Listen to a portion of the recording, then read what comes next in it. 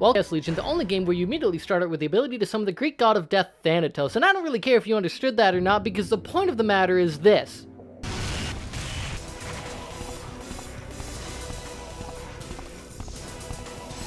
That you start out with a bad boss, he bossing baddies around like a motherfucker. Ain't nothing, ain't shit to this boy, and guess what? We immediately fucking lose him to this guy right here, Delacroix. And due to the fact that our main character is Poopy, apparently. Thanks. His name is Zieg. We won't talk about him later. Thanks, MC, you pee-pee. What do we do now that we can't summon the Greek god of death, Thanatos? I'll tell you what we do. We use a significantly less useful Legion, but still incredibly useful. That Legion would be the Swordsman. We unlock the Swordsman, go through a stage, then we unlock the Crossbowmen. The Crossbowmen are one of the, if not the best Legion in the game. I'll tell you a little bit about that later. Then we unlock Blasphemy, which is a bomb that Sieg, in all of his great intelligent brilliance, decides to kick. He kicks a fucking bomb! That's cool.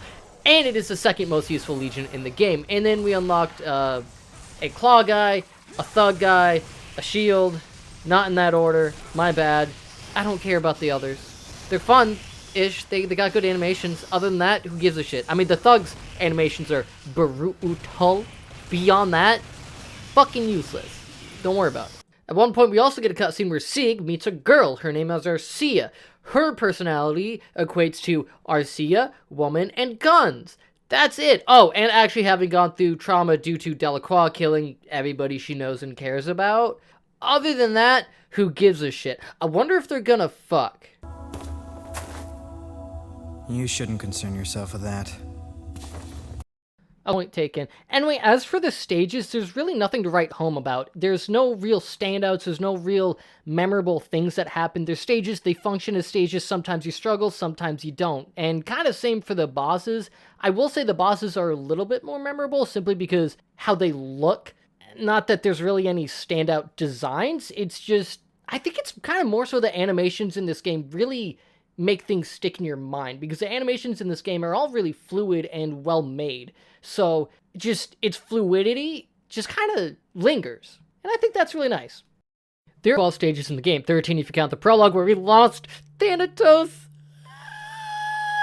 So that was an awful sound, I apologize. So, for the first 6 stages, take crossbowmen and soldiers. For the last 6 stages, take bombs and the crossbowmen. So, for the first 6 stages, bomb just isn't that useful for the most part. Soldiers handle all of the enemies just fine, and crossbowmen do what crossbowmen do best, and make the game even fucking playable. And for the last 6 stages, there's just so many monsters that your soldiers are going to get overwhelmed and overpowered, and really no other Legion will be able to handle that as well as the bomb. So why are Legions getting overwhelmed and overpowered a bad thing? They're bad because they have a sort of health pool called the Soul Gauge. That's that blue little gauge up there that honestly looks really nice. I like that blue, if we're being completely honest. And so in the worst of the worst circumstances, you can basically lose your entire soul gauge in like 5 seconds, sometimes less.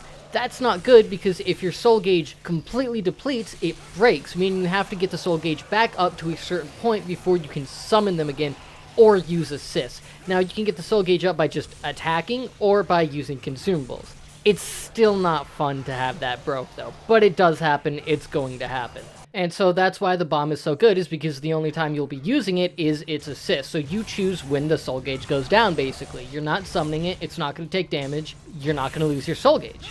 And the other reason the crossbow is really good is because, for the most part, you're going to be attacking from a great distance, meaning they're more than likely not going to get hit, or if they do get hit, hopefully it's not going to be for a lot of damage.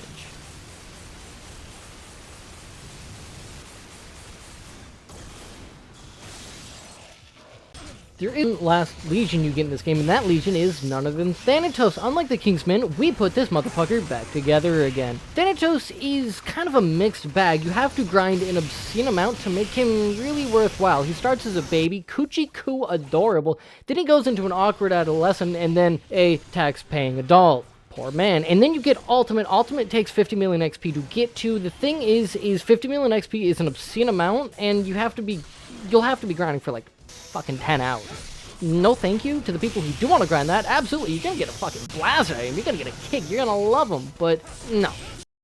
Beating stage 7, you get the ability to travel back to stages you've already beaten, letting you farm stage 1, which is the best stage to farm for Sieg's stat increases. Now, this is a little bit different from other games. Normally in games, you kill stuff, you get XP for your main guy, and level up. In this game, the stat increases or drops from certain enemies on the stages. Now, the reason stage 1 is the best stage to farm for these stat increases is because you get health, you get defense, and you get attack, all in the span of about 2 minutes. So if you are going at that for like half an hour, you're basically set.